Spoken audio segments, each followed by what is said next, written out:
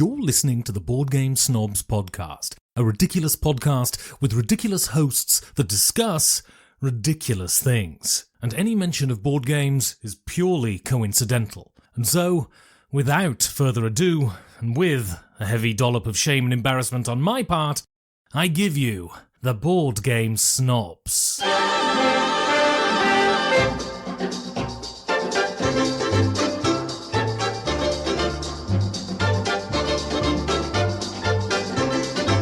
Welcome to the Board Game Snobs podcast. With me today, primary guest host Daniel Rigsby Hughes. That is my middle name. The dream team back together. Good to see you. I've missed you. It's been a while. It has been a while. That restraining order, they only don't last that as long as they used to do those restraining orders. That's the problem. Well, yeah. It's not the distance. I don't know what it would be other than distance. But it's over with now, and here we are again. Yes, ready to entertain the masses. Jerry is not here. Jerry is not here, sadly. And thus, Jerry's not here, thus Daniel is here. And for that, Daniel, I am forever grateful. Now, before we get started, Gabby, I would just like to say how handsome you look with your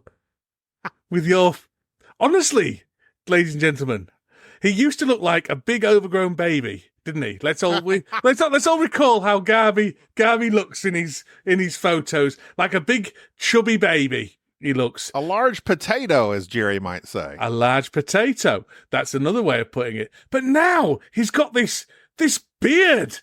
This magnificent beard. It's not magnificently long or anything like that, but it's snowy white.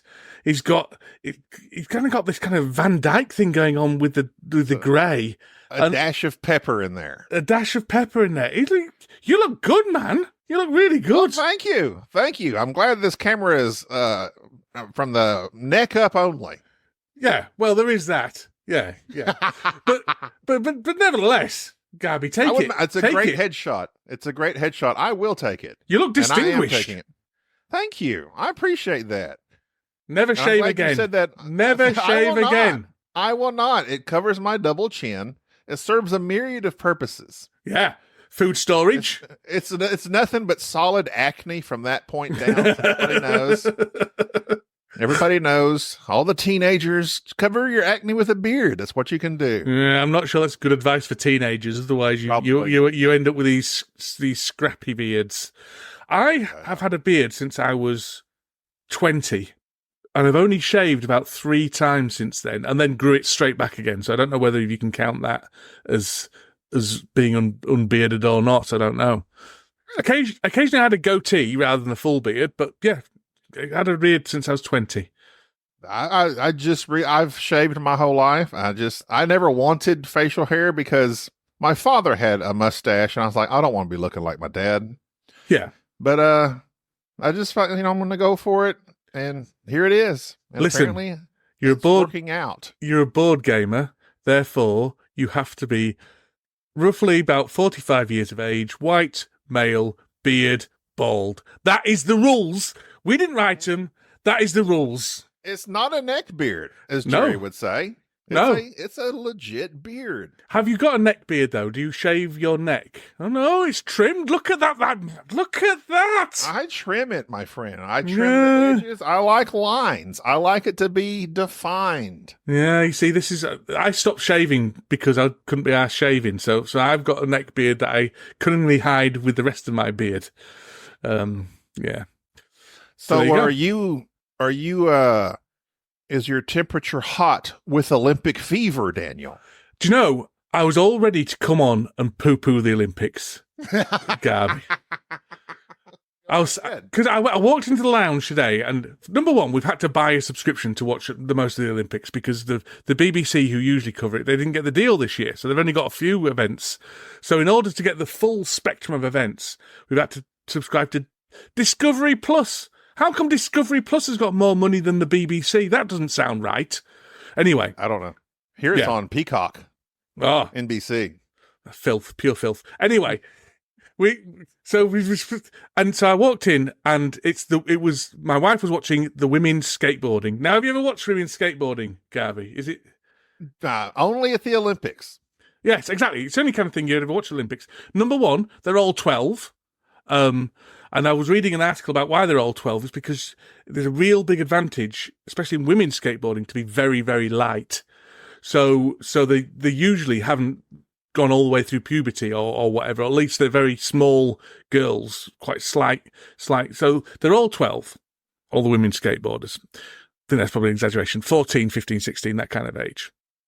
And they kept just falling off. They're just falling off all the time. I thought, can this possibly be an Olympic sport? Is this the best of the world? Is this the best in the world? They're just all falling off. And I think the reason they're all falling off is because the tricks they were trying to do were very difficult. And they have to score 2 out of 5 tricks. So as long as they don't fall off twice. Anyway, regardless. So I've long had a very negative opinion of the Olympics, Gabby, because... I don't believe that. Yeah, because I grew up with a sister who was very into tennis, and my entire family's life revolved around tennis. We used to go on holiday, instead of going to a nice destination, we used to go to some grotty seaside town where there happened to be a tennis tournament on, for example. She used to get up early in the morning. On holiday, like on Christmas or Thanksgiving, vacation, or July 4th. You knew American holidays. Vacation. Oh, vacation. Yes. What a weird way to say that. Well, I know you don't normally get them in the US. No, we do not. We've had this conversation with Mike about on a podcast just previously. No PTO for us. No PTO for me. 6 weeks for me. Anyway, right. So used to have to go on holiday all these places. So I always resented it. And every time I watch the Olympics, I always think, say the Olympic javelin throwing, somebody has dedicated the entire of their childhood to the javelin and the entire of their early 20s to becoming the best javelin thrower they could possibly be. And the absolute culmination of that entire life, all the sacrifice they've made, is coming 13th at the Olympics. Yeah. Now, granted, someone comes first, but a lot of people don't come first. A lot of people come 12th, 11th, 13th. Yeah, exactly. Come first. Only one person comes first, unless they've changed the rules since I last watched it. So it just strikes me as what a waste. What a waste. To expand on that, they should have a 1A and a 1B. Yes. Just to make everybody feel better. Yeah. Participation trophies for everyone. I think they probably do get some kind of... They must get some kind of certificate saying, I was at the Olympics. Surely. They hold on to their airplane tickets. That's what I flew to France. Well, I was watching the open ceremonies, and it was like raining the entire time. It was rubbish. Nothing compared to the 2012 Olympics. I'm speaking, Gabby. How dare you interrupt me when I'm talking about the Olympics? Sorry. Anyway, I was watching this women's skateboarding. Initially, I was pooing it. I was trying not to be... I think it's girls skateboarding from your description. Yeah. Well, no. And initially I was pooing it. And then, as always with the Olympics, you start thinking, oh, I hope this Australian woman does okay, because she's fallen off the first 3. She's only got 2 attempts left, and it sucked me in with the human story. And then they pulled you right there. It pulled me right in, and at the end, I was glued to women's skateboarding final. So I can't. Yeah. So I've been watching. That's the only bit of watch. It's all about the human element. I'm with you 100%. I don't watch any of these sports ever, except every 4 years. Yeah. I don't care about any of them. I don't care about track meets. Come Olympic time, I'm going to watch every track meet event they have. I'm rooting for Sha'Carri Richardson. Why? Well, she's a Dallas native, Dan, close to home. She's had, she was expelled from the last Olympics due to her mother had passed away, and she was, easing some of the pain with marijuana. Expelled from the Olympics. Get out. Do you know who she is?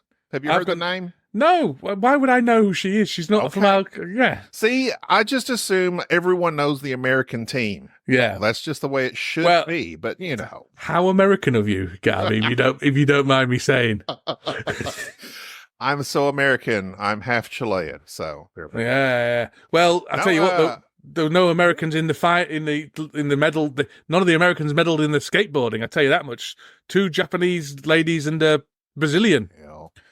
They call her the fairy princess. I wonder which country invented skateboarding. America. There I you can, go. I can So tell we're you. still number one. I can tell you where as well, hearts. and I can tell you why. Because it was invented in LA, and it was because there was a huge drought in LA. Mike DeLizio. Yeah, and it was a Mr. Mike DeLizio who invented it. And there's a huge drought in LA, and as a result of that huge drought, loads of swimming pools were empty. And that's where skateboarding started, the kind of tricks and stuff, because people, I mean, you could get toy skateboards before that, but people started doing tricks and things like that in these empty swimming pools. Like a Jerry fact that, he states with great confidence, and then everybody looks it up and says, no, actually. Well, that's what I've heard anyway, and there's a documentary about it, but I don't know what the documentary's called. I think that does sound familiar, so you're probably right. Yeah, baby. I'm always right. Michael Phelps, I haven't heard from him before, haven't heard from him since, but when he was swimming, I was like, there we go, Michael, go. Just because, Wasn't he in trouble for drugs and stuff? Well, Dan, that's all in the past now. All in the past. Fair enough. Cleaned himself up. He won his 8 medals. And so, there's always just somebody that has a story. So this one for me is Sha'Carri Richardson. Noah Lyles is the man, the new up-and-comer that's dominating the track meets. Do they still? I don't think they call that track meets. It's probably like high school or something. Athletics. But here's the thing. I was watching the Sprint documentary on Netflix that covers all these runners. There's so many of them. They're all so arrogant. Not all. I'm saying that wrong. Not all of them. Many of them appear to be so arrogant. And, I guess if I was built as they were and the fastest person in the world, some of that may go to my head. But there's a difference between like some of the track stars there are now and like Usain Bolt. Do you know who that is, right? I do know who Usain Bolt. He's not American. He's Jamaican. And he was very cocky and arrogant in his own way. But in a humorous way, in a knowing way. Right. Everybody liked him. He was always smiling, cutting up, and he was always putting on a show, but it was in a fun way. Yeah.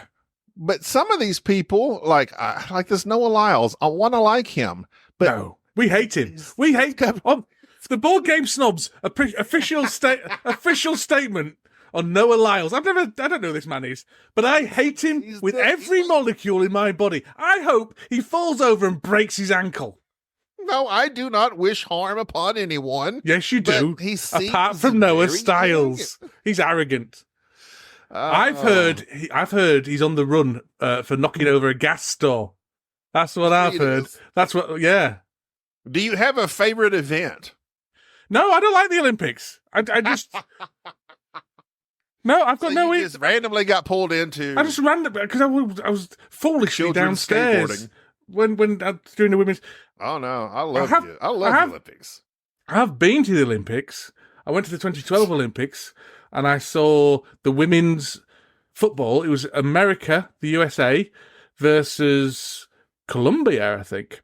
And America won. They won that because they did. They were a very empty stadium because it was up in it's in Glasgow, and the rest of the Olympics were going on in London. So yeah. So I just happened to be in Glasgow, and we've just got tickets at the last minute. So there you go. Well, you're probably not invested, probably because England's not good in anything. Is that England punches well above its weight. In fact, my county this is 2012 of Yorkshire would have come. I think would have come fifth if it was its own country. We were that, we were that good.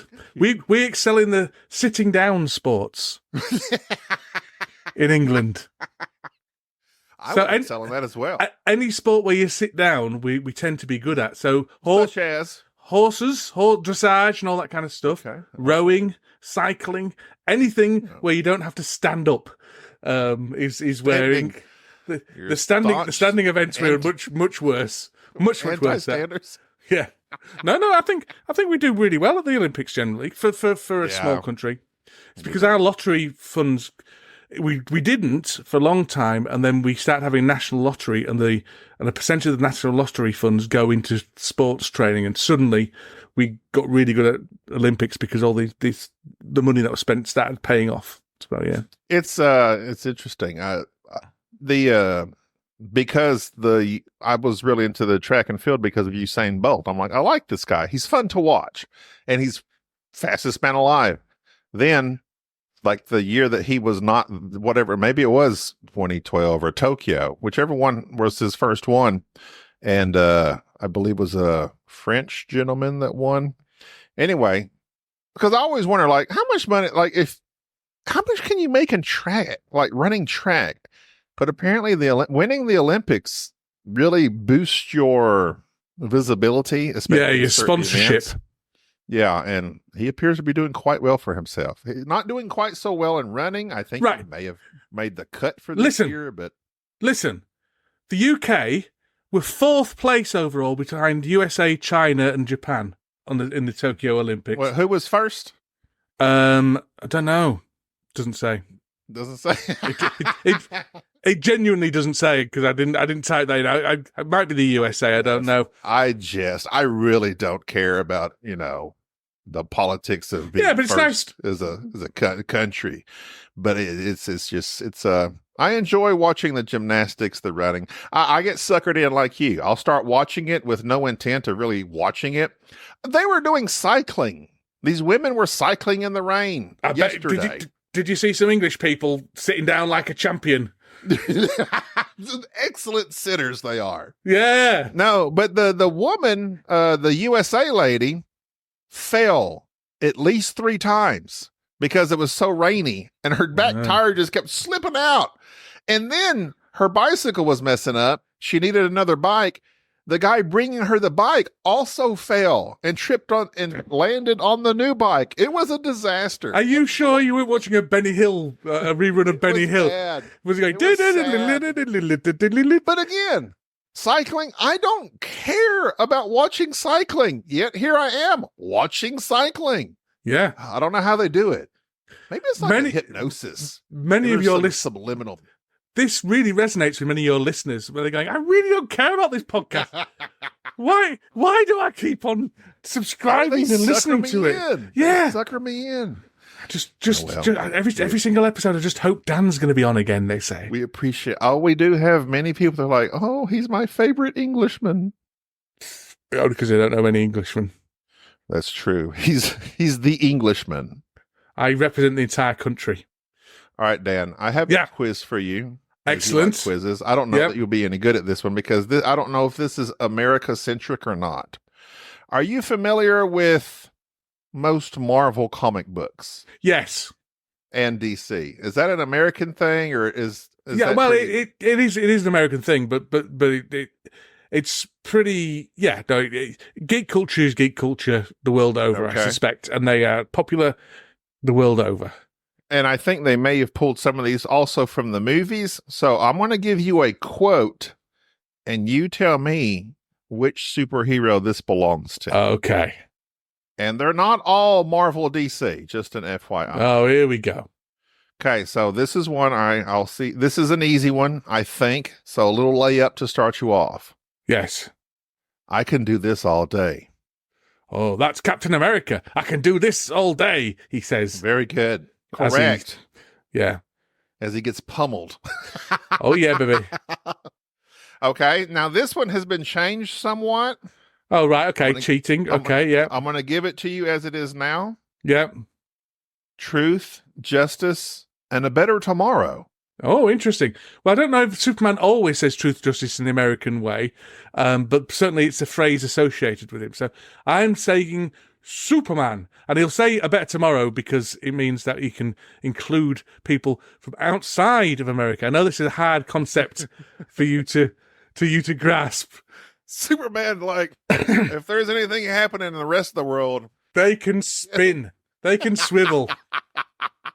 I only save Americans. It's like the aliens only ever invade America as well. Okay. Yeah. Great Hera. Great Hera, says Wonder Woman. Look at you. Okay, yeah, here's a real test. Yeah. I wouldn't know this unless I was looking at it. Booyah. Booyah. I've got no idea. Let's say it's obviously, I don't know. I'm going to say Iron Man, but I don't think it's Iron Man. Cyborg. Oh, yeah, maybe. Well, I don't know. Depends on what version of Cyborg, I suppose. He says it in the movies, yeah. I don't know. I'm sure he says it in the comic books. I don't care. I don't know Cyborg. He's a Teen Titans or something. He is Teen Titans. Here's one for you. In brightest day and blackest night. No evil shall escape my light. It's a Green Lantern. Very good. Okay, this one's a little testier. Yeah. Oh, my stars and garters. Oh, my stars and garters. That was you, wasn't it? Didn't you just say that when the podcast wasn't working properly? Oh, my stars and garters. In a fit of rage, I said it. Did you? Is that what you're saying? Fits of rage? When someone crashes, man, Dan. When someone crashes into the back of you, you get out of the car and stomp over to them and go, "What the stars and garters are you playing at?" I don't even know what that means. Garters? Garters are the things that hold your sock up. They're like, okay, well, that's kind of what I thought. But I think they are anyway. The only thing I associate garters with women mostly, like a garter belt.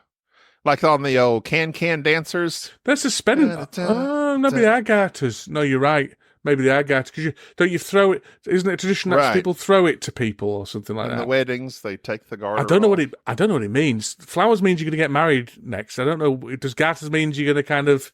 Hey, you may or may not get pregnant. I don't know that one. That is Beast, the blue guy. He's a baddie these days, apparently. He's what? He's a baddie. He's an evil villain these days. Beast. They changed him? Yeah. He's taken a heel turn, then. He has taken a heel turn, to use the wrestling parlance. Okay, this is one I was not familiar with, though I did watch the cartoon and part of the show. Okay. Spoon! The Tick! Wow! Look at you! Yeah, baby. I did not know that one. Yeah. Which show did you watch? Was it Peter Saranovich? I watched the cartoon that was out, I guess, in the early 2000s. I never really was into that. It was one of those kind of, they think they're funnier than they are things. For me, was the Tick. I liked it. Yeah, but you also think you're funnier than you are, though, so that's probably what... I do not think I'm funny. You look pretty funny with that beard. I'll see. Oh, well. Look, this feels like home. That was a heel turn, ladies and gentlemen. A heel turn. Like, I have not been insulted yet this podcast because you were very complimentary in the beginning, and you don't look funny with that beard. That beard is magnificent. You look like a Roman emperor. That's who you look like. You're Zeus. You look like Zeus. Can I do a screen capture? Let me do a screen capture. Because you've also got the white t-shirt on, so that looks a bit like a toga. Oh, I can do a screen capture, but I don't know how to do it. I could do a screen capture. Hang on a second. Let's see. I can share this with the audience. Oh, sure. It hasn't worked. Uh-oh. No, I got to pose for it right, though. I can't stop smiling. Right.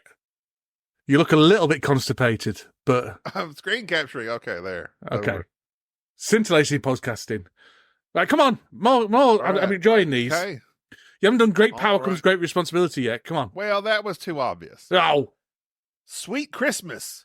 Sweet Christmas. That's another Captain America one, isn't it? Luke Cage. Oh, that's a Luke Cage. I should have known that. I don't know Luke Cage. Did you not watch the Netflixy thing? It's good. I did not. I enjoyed it, apart from it got bad halfway through, but yeah. You enjoyed half of it. The rest of it, I enjoyed all of those Netflix ones. Yeah. This one I'm also not familiar with, but you probably are. I'm going to say it how it looks. Power of Grayskull. By the hoary hosts of Hoggith. I don't know, Hoary. But Hoary. Could it be Doctor Strange? Very good. Yeah, you showed me the answer at the same time as showed me the... My bad. Okay, you alluded to this just moments ago. It's my last one. Okay. I have the power. He-Man. Dun, dun, dun, dun, dun, dun, dun. Did you watch He-Man in your age growing up? Yes, I did at my age when I was growing up. Yes, and Thundercats. I was probably a little bit more into Thundercats. See, I didn't even know what Thundercats was until recently. But we both knew what Brave Star was because we bonded over it. Brave Star was It was. Okay, look. 2020 the horse. Or was it 40? I think at the sake of you perhaps ignoring your sporadically bored Facebook group, you have your I have a mixtape group. What do you mean for the sake of it? Because you're posting all these, put a song in. And yeah, we're making mixtapes, baby. Favorite cartoons. And I really enjoy contributing songs to all of this. A lot of people do. I think it's really popular. We do one every Sunday. It's really good. It's really good. Yeah, it's a lot of fun. You've hit upon something there. Yeah, bit of social engagement. No, and to be honest, it's fun putting them together. Although it's difficult not being too scathing on some of people's choices, because some people's musical tastes don't align with mine, and I always begrudging. And then some people pick like. So this is a thing on the I Made You a Mixtape Facebook group where every Sunday, I've just done it now actually, we ask for some songs on a theme, and then people just send all these songs on a theme, and then on Tuesday I'll make a kind of Spotify playlist out of it and make a little graphic for it and put it all together, and then you've got a big compilation of these songs on a theme of loads of people's different tastes. List, the link in the comments. Yeah, that's where links go now. They do go in that's because Facebook doesn't like you putting posts on that might tempt you away from Facebook. That's what it's about. And and it's great. Apart from some people, I don't agree with their taste. So it's great because I'm exposed to new music. But some people, I'm just never going to get on with it. Their taste in noise. So do you try to check them all? Do you try to? Yeah, listen to them all. Yeah, listen to them all. Yeah, not all the way through. Contributions. I need to know. Well, your contributions are interesting because a lot of your contributions are kind of almost from your Chilean background. I'd say you do a lot of kind of my father. Yeah. World music and stuff like that, don't you? Yeah, the Los Chalchaleros. That's I believe they're actually Argentinian, but they're a big deal. I apologize. Yes, my knowledge of South America is pretty poor. No, you're fine. You're correct because my dad absolutely loves them, but they are Argentinian origin band, I believe. Right, okay. So a lot of yours are those kind of things, and that's great. I love that stuff because you get really interesting new genres and stuff like that. But so it's great. The things I don't really like are the 9-minute heavy metal Norwegian death metal. Is that aimed at? Let's see, how many? It's either what's You don't have to be. You don't have to be Norwegian to like Norwegian death metal, but. Yeah, well, that's what I was going to say. The two, I guess you might say, world music contributions I've made have neither one of them been Chilean. Oh, I apologize. My dad liked Los Chachaleros. They're from Argentina, and Javier Solis is Mexican. So, yeah, I'm not too familiar with actually. I don't think any Chilean bands. No, this is your opportunity to I have to consult with my father and find out. I've been slipping some Irish folk and some English folk into folk music into the mix as well, which is good. Well, so they're all part of the kingdom, so that counts. I don't know if Ireland would be particularly happy with you saying that, but still. See, that's American ignorance of world politics. Bits of Ireland are part of the kingdom. Oh, okay. But even then, some people in those areas wouldn't be particularly happy either. So yeah, so it's good. It's good. We just kind of, well, it's a lot of fun anyway. I've always enjoyed engaging with people and stuff like that, and we're just trying to kind of build up some kind of a community for I Made You a Mixtape. Which, Garby, why would you want to do that, Dan? Because we've now decided we're going to come to Kickstarter in November. Which sounds like a long way away, but it isn't. So this is our card drafting game where you're going to be, it was an I Split You Choose game as well, where you're going to be getting tracks for your mixtape and putting it into a kind of your tableau, and it's just a really fun I Split You Choose set collection drafting. And there's a kind of spatial element to it as well, because it matters where you put your tracks because they have to flow nicely into each other. So we have a little line of a ribbon of cassette tape that flows all the way through your mixtape, which shows how well your tracks all flow with each other. And it's a lot of fun. So yes, me and Mike DeLisi have designed that, and we're coming to Kickstarter in November. And if you want to, if if anyone wants to support us, the thing they can best do in the whole world is go to, well, there's lots of things you could do, but if you can, basically, if you find a link, in the show's podcast notes, in the show notes to our Kickstarter kind of coming soon page, and click follow. That'd be really good, because the more people do that, the more buzz we get. So even if you've got no interest in it, that'd be really nice if you did that for us. That'd be fantastic. So yeah, we're really excited. Very good. And we've got a partnership as well. November. I think the 4th of November, but roughly the first Monday in November is when we're planning on launching. You never know; these things could sometimes get pushed back and things like that, but that's the plan. And we're partnering as well. So it's myself, Mike Delisio, and Gary King. So Gary King did the art for Core Quest. We're also partnering with Allplay, who are going to do our Allplay is good. Yeah, baby.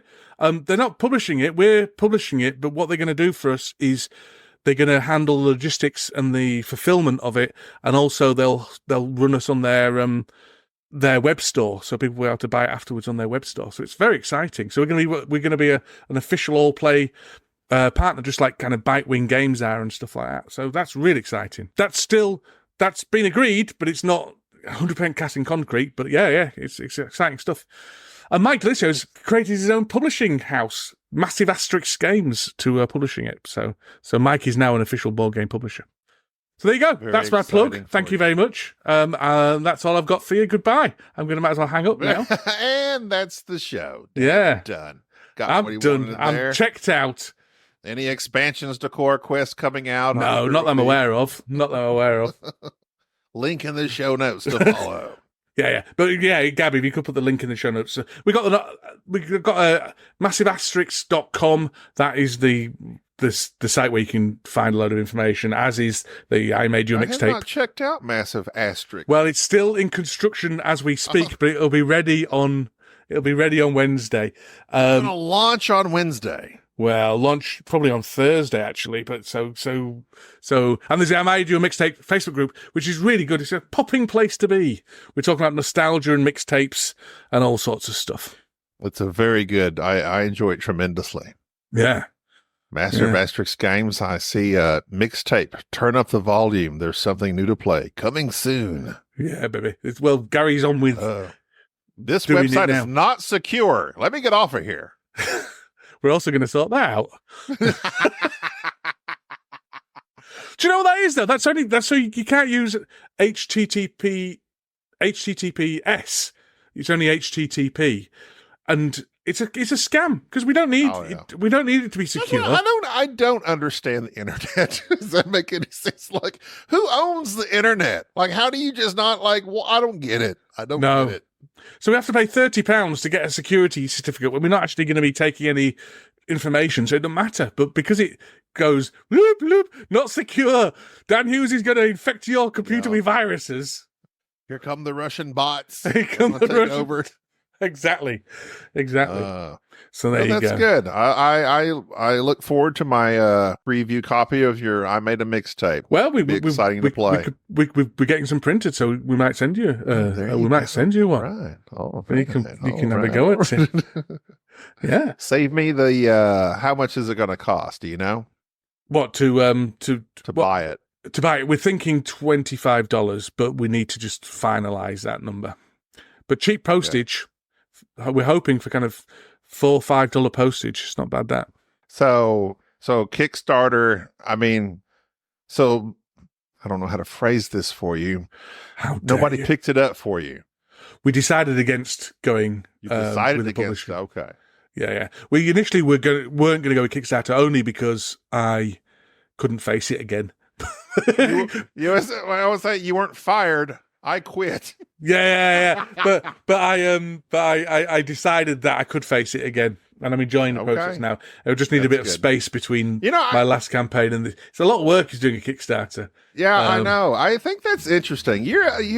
I don't know how you do it. That seems like a lot of work and a lot of time, and I can't even comprehend what is involved. I have no idea. But hats off to you. If I wore a hat, I would take it off right now. Well, because all player involved, it's a bit easier because part of the thing that made me anxious about doing another one is because there's the whole process of getting your game from the printer into people's houses, which is really quite complex, and it's the most expensive part.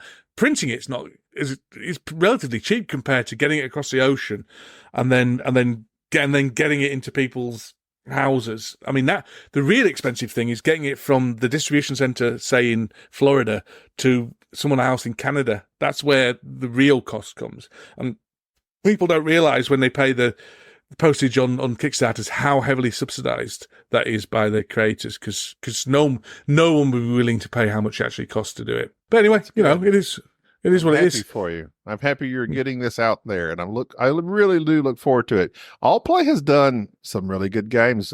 We have and own. We just recently, not too many podcasts ago, did Couture. That's the design, the fashion game. Yeah, kind of a set collection. They have this Kabuto Somo, the little dexterity game I've heard of. Yeah, although that was my arch nemesis during CoraQuest, because that campaign was running. Campaign was running at the same time.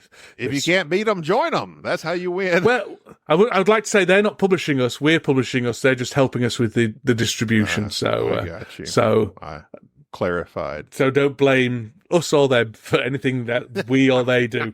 But they're very nice people. We had a couple of meetings with them. Very nice people. They do a lot of imprints. Yeah. They do Bitewing. They do a few other ones. Not that they work with other publishers to handle their logistics and sell on their games and almost distribute them as well. It's really exciting. Yeah. I'm excited as well. And this being my third game, if it actually does fund, I'm going to start actually calling myself a designer. Do you know what I mean? Because I think you legit can at that point, can't you? What? You're no longer dabbling. No, I think after one you're good, but what was your first two? Well, it depends if you count expansion. All right. Okay. But the expansion took as nearly as much effort as the main game. There was a lot of stuff that came with that. So there you go. Yeah. All my achievements pale into insignificance compared to your beard, though, Gabby. I appreciate that. It took me at least a good solid 4 months to grow this. No. And I oil it. I use beard balm. You see, you can tell because do you know, I can almost reach out and stroke it, and I know it's going to taste like soft, fluffy clouds. Mine's all wiry and stuff, whereas yours is just groomed. It's beautiful. I do have, when I had hair upon my head, not just on my face, which I have no more.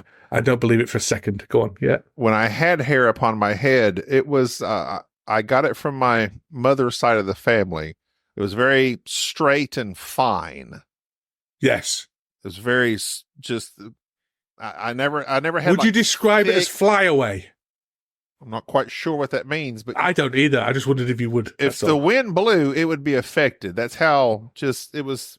That's how most hair works, to be fair. But go on. I don't know. Some people got thick, curly hair that doesn't really get affected. That's true. Mine was affected.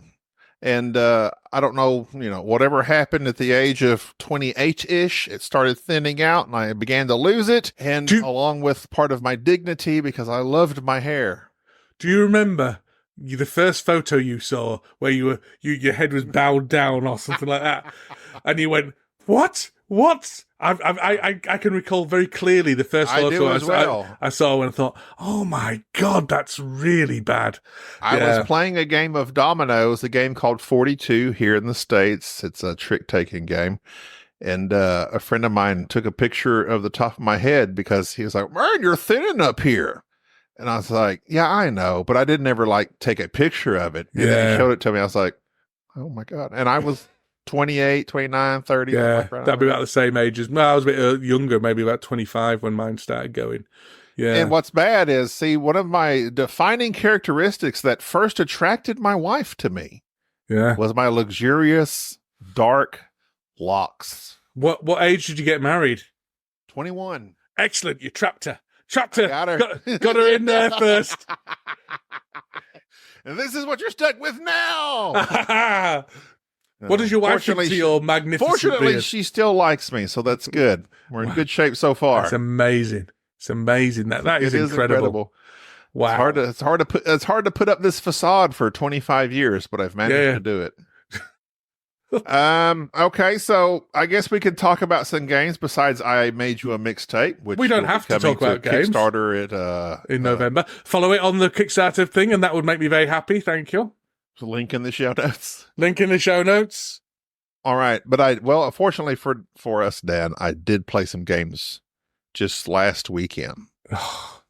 I played the whole side down. Go on. I played Dawn of Mankind, which me and Jerry actually demoed back in 2019. It's just a decision tree game by Tasty Minstrel, which no longer exists. I was going to say, that doesn't exist anymore, does it? No, it does not. I don't know who publishes it because the publisher of the version we have is Tasty Minstrel. The designers might not exist anymore at all. A lot of Tasty Minstrel's games don't. Well, I looked on eBay on the Board Game Geek's website, and it's still like $25-$30. So apparently it's not anything anybody's hot to buy. No, but I don't think anyone's publishing it. It's only got Tasty Minstrel here. Okay. That's a shame, isn't it? Designer Marco Pranzo. It's a nice entryway game. I think I liked it a lot more at our demo, but we were also at BGG Con and just very excited to be there. And the lady that taught us was very nice. It's not a game I would personally own, buy, or really want to play again. Take that, Marco. I think it's great for your kids. Right. It's a welcoming game. Right. As the Dice Tower would have Along us say. Along the lines of Ticket to Ride. It has it listed as a worker placement, which it is not. Like, I don't know, because you're just following these paths of these different ages. You're aging your clan through the years. It's obviously by the name Dawn of Mankind, you're like this caveman with, I think he's even carrying like a big stick. And he just gets older. So you're collecting food and you use the food and other things it's just typical collect this to use it to pay for that and get points. It's fine. It's fine. It's a perfectly okay game for not people that are not me. My incredible insight into it is I like the box cover. There you go. It is. I like the art as well. We also played the rest of the games I have played and love. High Society. I haven't played that in several years now. What a good game, man. And it's just so fantastic. And the folks I played it with were first-time gamers. They loved it. We played it 3 times in a row. That was a smash hit. Then we played Love Letter. And I was playing with a friend of mine who had brought their nephew. He's like 16, I think. And he actually preferred Love Letter to High Society, which I wasn't particularly fond of because High Society to me is a superior game. But I get they're completely different games. But if you present it to me, you want to play this or that, I'm choosing High Society every time. But Love Letter is very fun. It is. And I think people might underestimate how much of a revolution Love Letter brought. If they weren't around for when Love Letter first came out, it was massive, wasn't it? It was absolutely massive. And everyone was making small card, low card number card games. Games. I made my own version of Love Letter. Did you know this? What was it? It was based on a British sitcom called Dad's Army. So I rethemed it to Dad's Army Love Letter. Many people did. People in the UK will be amazed and thrilled by that. Everyone else will be like, whatever. I don't understand the words you just said, but I'm happy for you. Dad's Army, a TV program about elderly people trying to stave off the Nazis in England. Interesting. Yeah. Well, they didn't really do it, but yeah. They did. It was in case the Nazis invaded. We had a whole force of people, elderly people or very young people or people who weren't in the army who were in this thing called the Home Guard. So basically territorial, what would you call it? National Guard, I'm guessing, sort of. So you were arming the nursing homes is what you're saying. Basically, yeah, because they thought because there was a very real threat of the Nazis coming over during World War. So you're in the same country, just a few countries over. Just a few countries over from France. And so so they thought they might do, so they armed a load of people. But then these were all the comedy of it was that basically competent people messing around Side with guns. question. Yes. So here in America, we have nursing homes where Yes. people, they get tired of taking care of their parents, stuff their parents, and try to forget about them. Well, okay, I could go on for a lot. This is my area of expertise. If you really want to go into this, So I do a lot of something similar there. Yeah. Well, you've got the yes. I would argue. Okay, I don't want to say that. I'm sure there's people that certain circumstances you just don't have the capabilities to take care of. Most at some point within someone's dementia progress, right? No family, doesn't matter how Right. loving, can cope with someone with dementia. understand There's always a point where it becomes too much. So no one should feel. No one should feel guilty about that because that is sadly, though, there are many that are just put in there to be. Yes, we do have are terrible. Yes, we would call them either residential homes or nursing homes, depending on how they were staffed. And I can go on further. This is my job. It's a lot of working. I thought it was maybe somewhat related. Yeah. I do a lot of work with. I don't work in a nursing home, but I do a lot of work with nursing homes to try and stop the people in there having to be admitted to hospital when the nursing homes can't cope with them any longer. I'll tell you something I've been meaning. I don't know if I've brought this up before because I'm still watching Call the Midwife because there's a load of seasons on Netflix. I was unfamiliar. I'm not a midwife. With these. I understand. What is it workhouses? Oh, well, that was a long time ago, workhouse. But they sound like they were basically like concentration. They were really bad. Yeah, really bad. This is Call the Midwife. When is it set? It's only the 60s, isn't it? Sometimes it's in the 60s, yeah. Or was it 60s or 40s? It's most of it takes place in the 60s that we're watching. But there's no workhouses in the 60s. The workhouses. No, it's all like people that have been scarred by the past. Right, yeah. Very Dickensian almost. Workhouses were basically where you went if you were poor and were too before the kind of welfare state, before the social security became a thing. Then you would go. It was a kind of effectively your benefits, but you all had to work in the workhouses. So it's like a concentration camp for poor people. Yeah, horrendous. Sounds awful. So it's supposedly something that's supposed to be of benefit, but it sounds like it was very abused and difficult to get out of. So once you were in it was difficult to raise yourself out of it. There'll be workhouses all over the place at Dickens and stuff like that. That's the kind of thing. Yeah. There will have existed kind of maybe the turn of the century, and also the NHS, our socialised medical care, only came into thing after the Second World War. So before then it was I don't know how it worked. Probably the same as you just had to pay for stuff. I enjoy Call the Midwife. It has taught me a lot about England I never knew before. Like we still have workhouses. Yeah. Not still. Just wondering about your history that I've never heard about because it's, you're only taught the history of your country, at least here in America.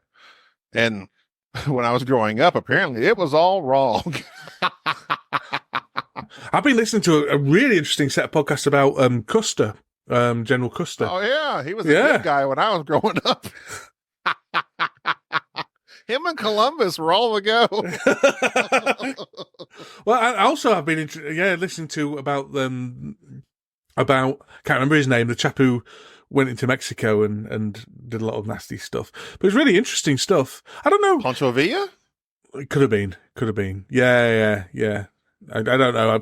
I can't remember his name, unfortunately. Huh. Yeah. All right. So what was I talking about before we got distracted? Oh, games. We were talking about games.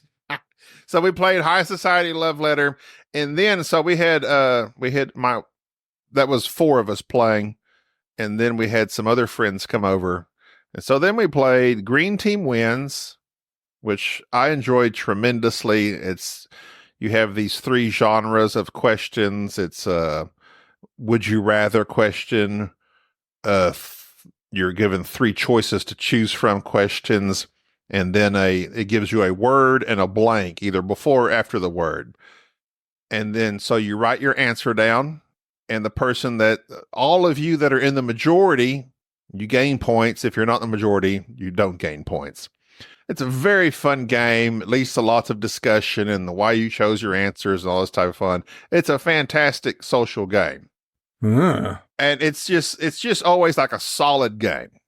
Then, but I played with a friend of mine. She always wants me to bring the games, but then she complains about them the whole time we're playing. Yeah. I hope you punched her in the throat. So then I told her last time, I was like, I'm done. I'm not bringing the games this time. But this time they came to our house and we were already playing games. So I broke out Green Team Wins, which she likes, and then Telestrations, which she hadn't played before. You can't. Now, no one can not like Telestrations, surely. She absolutely loved Telestrations. Okay, that's fine. I was about to demand you cut off all contact with it, but with no contact. She literally said, I haven't laughed that hard in a long time. Yeah. It is just such a ridiculous, fun, and of course I break it out and they're like, what do you do in this game? I'm like, well, you have to draw. I'm not good at drawing. I'm like, that makes it even better. Exactly. The game fails when anyone's good at drawing. If you could all draw, we might as well not play. Yeah. And it was a smash hit. Everybody loved it. I just, for me right now, my two favorite party games are Green Team Wins, which is relatively new. I mean, I've not heard of it. Yeah. Really? No. Oh, it's good. It's published by 25th Century Games. I'm sorry, I do not. I hate it when I don't know the designer, but I do know the publisher. Green Team Wins. I'm looking it up right now. It is designed by Nathan Thornton. Oh, Nathan! He designed that old wallpaper. You're very good at Board Game Geek. A medium. Yeah. Yeah. So it's a fun game. I do recommend, because like the initial box that came out was like for 6 people. I'm like, if I have a party game, I don't consider a party 6 people. Like, I wouldn't, but you could play what's viticulture with 6 people. I wouldn't do it, but you could. Yeah, but that's not the. I know what you're saying, but it's not for a party. For a proper party, you're not playing board games, are you? Let's face it. That's true. You're right. It's a. I don't know. It's a board gamer's party game. Yeah, gives the illusion of having fun. So Green Team Wins. I ended up buying. I just bought 2 copies because it's kind of like Wits and Wagers. Like infinite people can play. You just need enough opponents. So I bought 2 copies, and I think since then he's come out with. Chad has come out with a 10+ party pack version or something. It's a good game. Check it out. The thing with these party games is you're always a little bit cross that someone's thought of it and you never did. Do you know what I mean? Cross is the wrong word, but you just think it's so simple, and obviously, but there's a lot of party games out there that are exactly the same game as well. So it's a real skill is designing a party game. Don't get me wrong. I always think it must be awful to play test them though, because imagine playing a party game. A party game that doesn't work is one of the worst gaming experiences that you can have, isn't it? Because I have played. Like Wavelength. You can play Wavelength that works really good. And Wavelength is the game where you have 2 extremes and you're given a thing, you're supposed to know exactly where it falls in this particular dial. And it's all over TikTok. Really? I've seen a lot of people play on the old man's version of TikTok, which is Facebook Reels. But I've seen lots of... It's a rather old game at this point in board gaming years. Yeah, but I think a few people have got hold of it because it's quite good, easy content. I think is playing that, so they all go, "Whoa, hey, we got it right!" and stuff like that, and get very excited. So, in Wavelength, which we discussed on this podcast before, but I'll briefly. So, it gives you these 2 extremes of something, hot and cold, and then you spin this dial randomly, and it will show up in a certain part of the board, which is. Maybe it's like something that would be 20% hot. Well, what's 20% hot? Or 100% hot would be the easiest thing for me to go with. Like you could say the sun. Okay. Yeah. So you would say the sun. And if they guess this dial location in a particular area, then yeah, points. It's whether or not you keep points is we do keep points because the way it's set up. But I played it once. It kind of fell flat. I played it again with another group, and they really enjoyed it. Then I played it again with another group, and it fell flat again. Yeah, I don't know. It's fallen flat when I've played it. You know, as opposed to Green Team Wins. That's what I'm saying. It's kind of like for me. I like a game that everywhere I've played it, it's been a hit. I might see if I can play at Dice Tower Retreats with your co-host, Jerry. That will be wonderful. I wish I could go, but I'm happy he's going. And I had heard of your and Mike's concerns about, having Jerry there and whether or not he can embarrassing us. He can embarrass you, and whether he'll be okay. He'll be okay. I trusted Jerry. That's where you should put the screen grab. Gary. I'm going to call you. He's in my room, Gabby. He's in my room. I know. It's a living It'll nightmare. be fun. That's going to be a lot of fun. Yeah. No, it should be good. I'm looking forward to it. It's not like long away. It's about 4 weeks away. All right. You can come. You should come.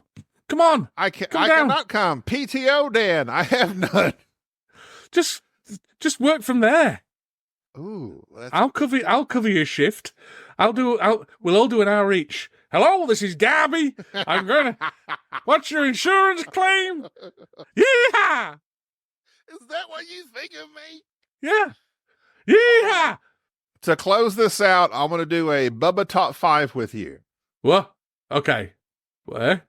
Bubba, a member of the Board Game Snob. I know Bubba is the only intelligent member of the Board Game Snobs. He is very intelligent.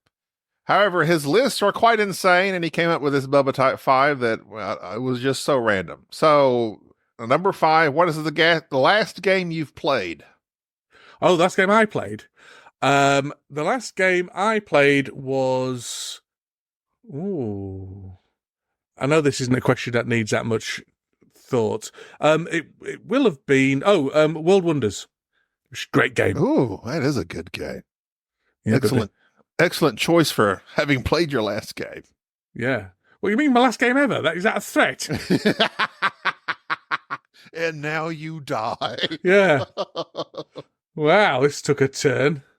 Okay, number 4. Yeah. Describe a game by box art. And if you do it, make it something relatively old because I don't have any new game. All right, so I've got to describe a game by its box art. Obviously, that's exactly what you just said. I've just got to think of it. Right. Okay. It's killing time. It's kind of beige.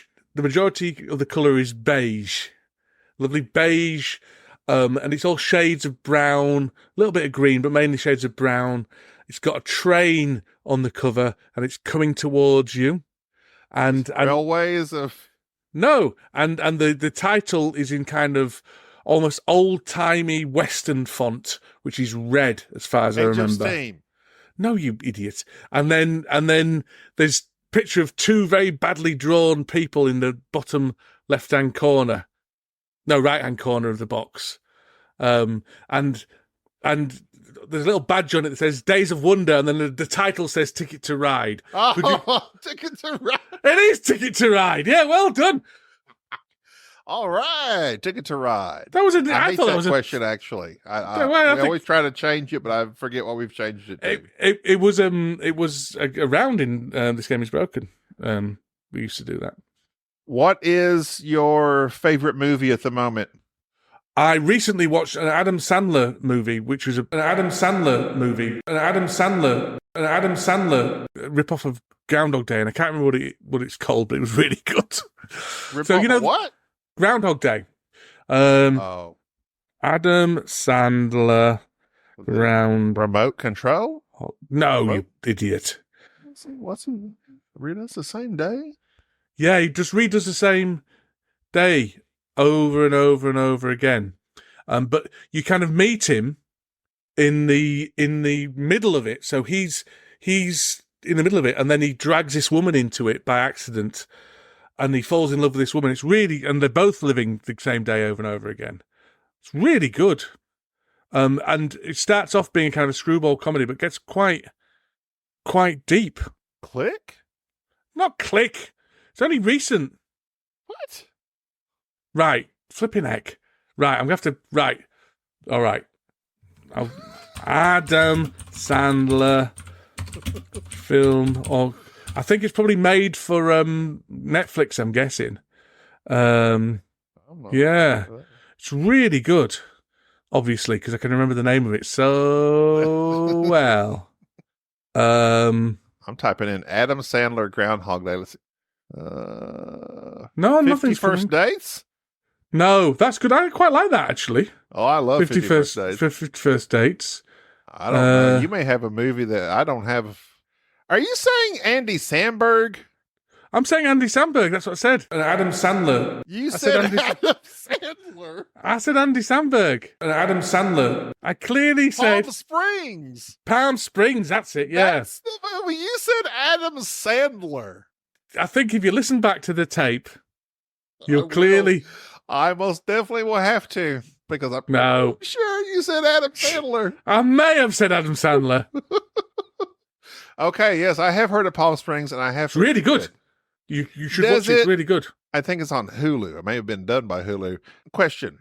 I Yes. get the vibe. It doesn't have like a happy ending. I don't want to spoil it. But it does. I'll watch it. It's not. It doesn't make you feel bad when you leave it. Okay, all right. I get you don't like sad movies either, really. So. No. I don't like sad movies. It's an interesting end because it's quite philosophical. Okay. I think it's quite philosophical. All right. I'll tell you what else is good. That Fallout TV show. Have you seen that? That's great on Prime. Oh, okay. Really enjoyed that. Okay, next question. Number two. This is one that's a pretty common question for board gamers. Board game you want to see made into a movie? None of them. Oh, Jumanji. I lie. Core Quest for you go. Fairly obvious reasons. There you go. You could make. That would be money. Money. That would be great. Yeah. I made you a mixtape. Could be like in the Stranger Things. It was line. nearly a TV show. I've told you about the TV show, haven't I? I don't know if you have. It wasn't nearly a TV show, but during the Kickstarter for Core Quest, when it took off big, when I got interviewed on TV, well, Cora got interviewed on TV, and I kind of went along. I got an email from some writers, and they were writers who used to work for the Disney Channel. The Dog with a Blog is what they used to write, but they were proper Hollywood writers. I looked them up and everything, and I ended up having about 3 or 4 meetings with them and their agents because they were wanting to convert Core Quest to a TV program and try and sell it to various streaming services. And it got quite exciting for a while. And then they sent a few contracts through, and the contracts wanted quite a lot of rights to it. And I wasn't confident. They weren't trying to rip me off, but I wasn't confident. I wasn't confident that I would be able to publish the board game legally with those contracts. And I'd need to get a LA lawyer to look it over, and it's going to be a lot of money and stuff like that. They weren't offering any money. What they were going to do is they wanted the option to try and they were going to write a kind of, I don't know what you call it, treatment or whatever, a description of it, and then try and sell it to various things. And then if that got picked up, that's when I would get some of the money for it. So there was no money involved. They wanted a lot of rights. And also the Core Quest story that I had in mind wouldn't be the Core Quest story they told, so the board game would be different. So I ended up saying I'm not interested. But that was quite an interesting period of time for a little bit. Oh, for a moment there. It could have all been different. I do wonder what would have happened if I'd said yes. Do you know what I mean? Because that could have been interesting. But all these things that most of them never get made. Do you know what I mean? It wasn't really nearly a TV show. It was just it's not promised. No, it was never promised. Yeah. So there you go. That's my Core Quest TV story. Number 1. Right. Number 1. Have you ever nearly had a TV program made about a board game? No. That'd be pretty impressive. No, I was saying that was question number 1, and I've already spoken. No. I do apologize. Okay, so number 1 is easy. It's a softball. It's basically a few yards of garbage. Your favorite thing you're enjoying right now, and it could be anything. Well, I was going to say something. naughty. I'm going to say I've only just finished enjoying it, mind you, but Fallout, the Fallout TV show, absolutely superb. I really recommend it. I've never really played the Fallout games, but I really like the world it's set on. The acting in it is absolutely superb. The chap who played the sort of baddie in Justified is one of the characters. Yeah, Walton Goggins. Yeah, he's really good. He plays a cowboy, bounty hunter type person without a nose, and he's really good in it. I've seen all about it, and I have not played the games because it's this open world. What's that called? Sandbox. Yeah, no, but the type of game where you're like you making decisions. No. How dare it make you make your decisions? People are very upset right now because it's like such a basic question. It's a style of game. It's not like a first person shooter. It's an RPG. RPG. Oh man, that's awful. You didn't know that, yeah? I could not remember that. Yeah, I think there's a bit first person shootery. Yeah, you're making decisions, but you're also making decisions. But those games are too large for me. Yeah. I just can't do it. Well, it's a really interesting world. It's kind of post-apocalyptic, but it's almost steampunky, but more kind of 1930s steampunk. So it's not steampunk, but it's 50s. that kind of aesthetic. Yeah. It's just really interesting. Really interesting. But it's got more advanced technology than the 50s. Yeah. All right. Well, Daniel, thanks for bailing me out for an episode. That's okay. Jerry will contact me sometime in the near future, and I hope I was back up with him. I hope I was an adequate replacement for your listener. Oh, you are. Yeah. More than adequate. Yeah. I'm still bedazzled by your resplendent facial hair. I can listen. I'm going to listen to that all day. I'm going to put it on repeat. Oh, I've done it again. I knew. Oh, why do I not think to say these things? That flipping, professional level comedian thing haunts my every waking moment. I only played it for Tom once. I have various regrets in my life, but the biggest regret I've ever had was uttering those fateful words to Richard But Simpson. They were true to your heart, and that's what counts. At Whether the or not time, you still feel that way. At the time, I was young, I was impressionable, I didn't know what I was saying. I was young and naive. He goaded me into it. It was entrapment. Entrapment. All right. Well, that's going to do it for this episode. Thank you, Daniel, for coming on and providing entertainment for the masses. They always thoroughly enjoy when you come on. And I do as well. It's great to see you again. Well, that's fun. Nice to see you. I will go downstairs and have my dinner now at 9 o'clock. There you go. Yeah. In a timely fashion, we end the show. All right. That's going to do it. Until next time, I'm Gabi, and I'm Dan. Bye-bye. Do you want me to press record? There's no one does what Board Game Snobs do better. They are almost professional level comedians. Thank you for tolerating this episode of the Board Game Snobs. Stay classy.